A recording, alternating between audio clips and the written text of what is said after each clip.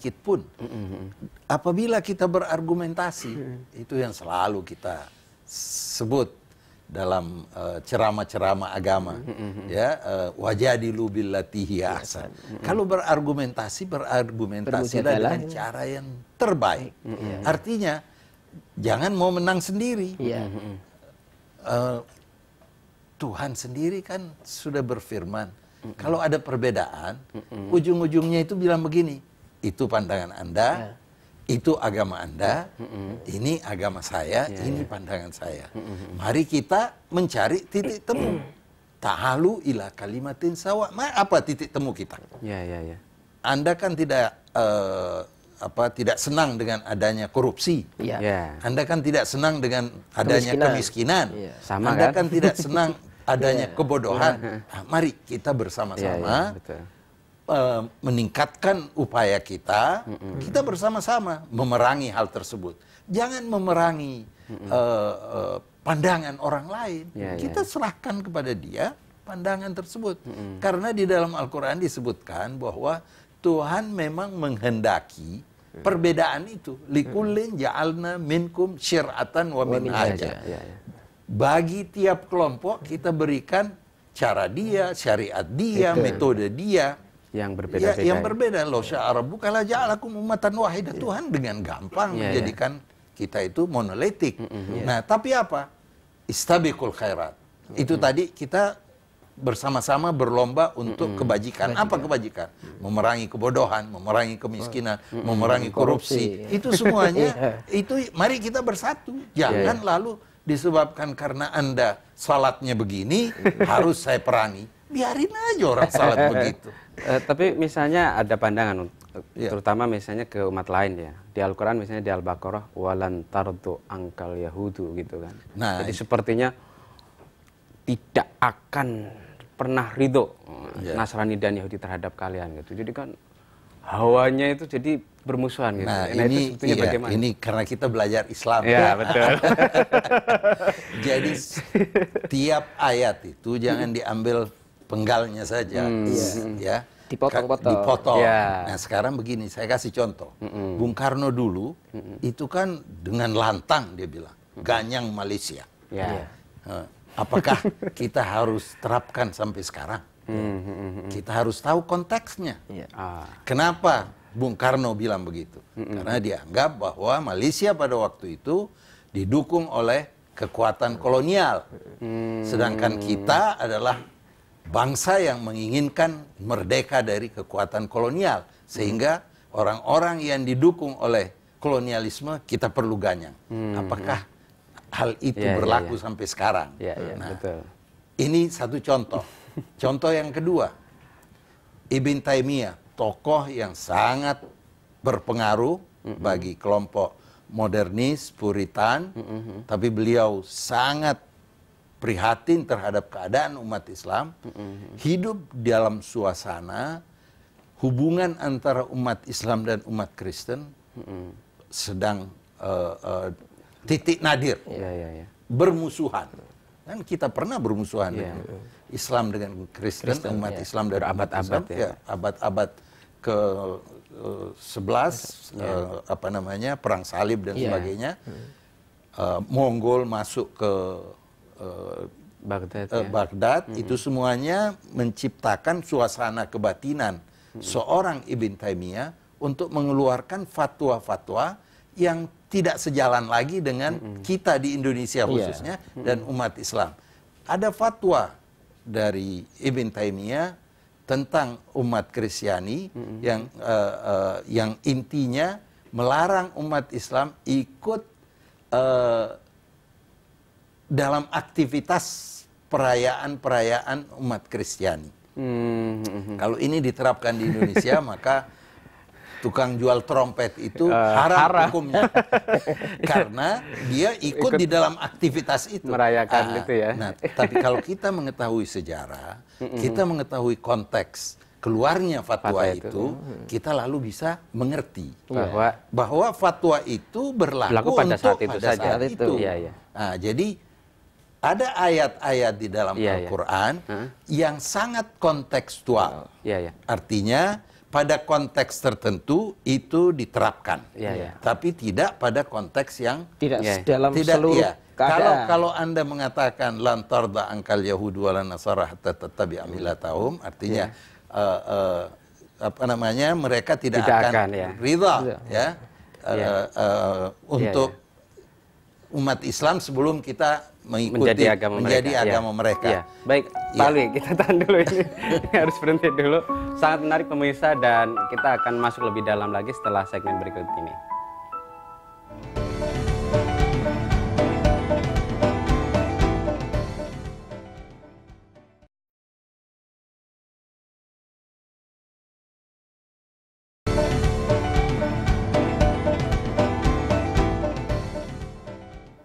Baik pemirsa, kita lanjutkan pembahasan mengenai Islam dan toleransi antarumat beragama, dan bersama Bapak Alwi Shihab. Ya, tadi sampai pada ayat lan tardo. Jadi ada kenyataan bahwa banyak kedangkalan umat kita dalam memahami ayat itu. Ya.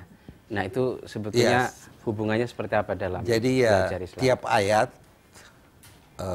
ahli-ahli tafsir menyatakan bahwa sebelum kita menafsirkan suatu ayat, kita harus tahu latar belakang asbabun nuzul, sebab-sebab turunnya ayat itu. Karena Al-Quran ini juga merespons keadaan pada waktu terjadinya kejadian pada masa Rasul. Jadi tidak semuanya ajaran atau ayat itu berlaku universal. Ada yang berlaku pada saat tertentu, pada saat perang. Kita memang harus wa'iddu lahum mastata'tum min quwwah. Kalau kamu dalam keadaan perang dengan siapapun, harus kamu siap dengan kekuatan. Tetapi bagaimana dengan ayat wala tajidanna aqrabahum mawaddatan lilladzina amanu? Secara sekilas berlawanan. Ada ayat yang mengatakan kamu akan dapati orang-orang Nasrani itu sangat dekat hatinya kepada umat Islam, karena di antara mereka ada yang pendeta, dan mereka itu tidak arogan. Lalu bagaimana Anda merekonsiliasi antara dua ayat ini? Harus tahu konteksnya bagaimana. Jadi waktu konteks perang lain, waktu konteks damai lain, waktu konteks Bung Karno lain, waktu konteks SBY lain. Jadi ini yang kadang-kadang orang lalu hanya melihat siapa yang bicara. Jadi umpamanya khutbah Jumat, lalu ada khatib mengatakan Ibn Taimiyah pernah mengatakan di dalam bukunya fatwa beliau di halaman sekian dan sekian bahwa tidak boleh umat Islam untuk ikut dalam aktivitas apapun dari umat Kristen. Maka untuk itu kita haramkan orang yang mengatakan selamat Natal. Kita haramkan orang yang menjual. Nah, ini bisa runyam kita kalau kita tidak tahu konteksnya. Tapi kan tidak. Ini Pak Alwi. Jadi ayat-ayat yang disampaikan itu seringkali disampaikan pada saat momen yang tidak ada dialog. Jadi misalnya khutbah. Nah, itu dia yang saya katakan bahwa intinya kalau istilahnya itu keywordnya itu yang harus digarisbawahi pendidikan. Orang bukan keluaran pesantren atau keluaran Al-Azhar yang tidak selalu menggali. Tidak cukup dengan hanya ijazah. Tidak cukup dengan hanya pakaian yang putih dan sebagainya. Terjemahan juga. Harus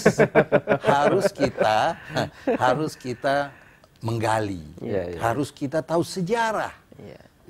Sekarang saya kasih, jangan sejarah Islam, sejarah Kristen. Coba kalau kita baca bukunya Martin Luther, yang pendiri Protestan, Anda lihat tulisan-tulisannya terhadap Nabi Muhammad. Saya yakin umat Kristiani, khususnya di Indonesia, tidak banyak yang setuju dengan tulisan-tulisan yang mencemoohkan Nabi Muhammad. Kenapa dicemoohkan Nabi Muhammad? Karena pada waktu itu, kekuatan Islam yang dipimpin oleh Ottoman Empire itu sudah mengepung Vienna, mengepung Eropa, sehingga ini ada unsur emosi yang timbul dari Martin Luther dan ketakutan dan untuk membela kekuasaan teritori mereka, teritori Kristen pada waktu itu, dia harus mengeritik nabi atau agama yang dibawa oleh Ottoman Empire. Tetapi itu tidak berlaku sekarang. Orang juga mengatakan pada itu adalah konteks pada saat hubungan yang begitu tegang antara umat Islam dan umat. Jadi intinya kita harus mengetahui sejarah. Kita harus mengetahui konteks pada saat seorang ulama, seorang tokoh mengeluarkan pendapatnya. Jadi jangan kita hanya mengambil, memang betul tidak ada orang yang bisa mengatakan bahwa Ibn Taimiyah tidak mengatakan demikian. Tapi kan lain kalau kita katakan. Ibn Taimiyah mengatakan demikian pada saat dia melihat ada kekhawatiran kalau umat Islam ini larut di dalam pesta dengan umat Kristen, dia bisa terpengaruh. Apalagi pada waktu itu kita masih dalam keadaan perang. Dia malahan memerintahkan, memfatwakan agar umat Kristen itu tinggal di tempat-tempat tertentu, tidak boleh bercampur dengan umat Islam. Karena apa? Kembali lagi, kita harus tahu sejarah. Tidak hanya mengatakan Ibn Taimiyah adalah tokoh yang tidak diragukan keilmuannya, keikhlasannya terhadap Islam, dan buku-bukunya yang begitu banyak yang ditulis tentang Islam. Tapi Pak Ali tadi bicara soal asbabun nuzul, kan tidak semua ayat ada asbabun nuzulnya. Oh iya, tidak semua ayat, tetapi kan menurut ahli tafsir, satu ayat itu sebelum kita cari dulu penjelasannya dari hadis, Al-Quran itu diterjemah, dikuatkan dengan ayat lain. Nah, jadi kalau tadi ada yang mengatakan bahwa umat Kristiani atau Yahudi itu tidak bisa untuk kita jadikan teman, maka ada ayat lain kok yang mengatakan bahwa mereka itu baik, bahwa ini. Nah, lalu di situ kita melihat bagaimana sebenarnya mana yang harus digunakan, bagaimana substansi daripada Islam ini. Islam ini datang bukan untuk mau perang. Islam ini datang membela diri. Islam ini datang tidak membawa kekerasan. Islam ini datang untuk rahmatan lil alamin, mengajak ini. Kenapa Islam di Spanyol itu tumbang, sedangkan Islam di Indonesia berkembang. Tapi nanti dulu Pak, kita bicara Spanyol setelah ini. Makin menarik Mas Tadin ya. Baik pemirsa, kita kembali setelah yang satu ini dan tetap bersama kami di Belajar Islam.